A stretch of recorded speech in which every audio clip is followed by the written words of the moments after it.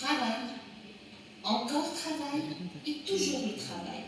Et c'est ce qu'il a fait toute sa vie. Il a toujours travaillé pour cette Algérie qu'il aimait plus que tout. Il travaillait. Et nous, quand on avait bien travaillé à l'école, qu'on avait été sages, il nous amenait en promenade le week-end.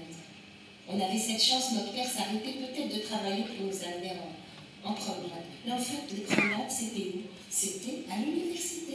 Ce qui fait que déjà toute petite, j'ai joué dans les jardins de l'université, sous les pins.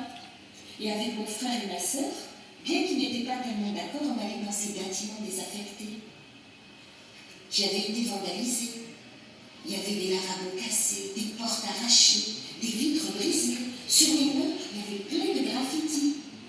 Mais nous, on explorait, on était contents.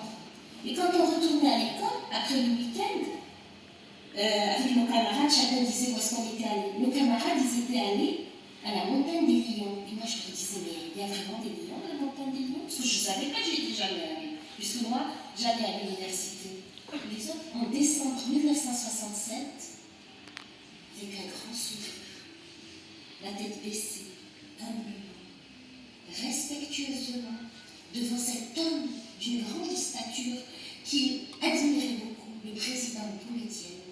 Une photo a été immortalisée le jour de l'inauguration de la première université algérienne après l'indépendance de la Syrie. Il était heureux, mais humble, comme toujours et simple. Le bus, je le rappelle, il n'était pas évident que je puisse prendre le bus rapidement pour qu'à 8 heures, être déjà dans l'amphi, assis. J'arrivais un peu en retard, on se mettait dans les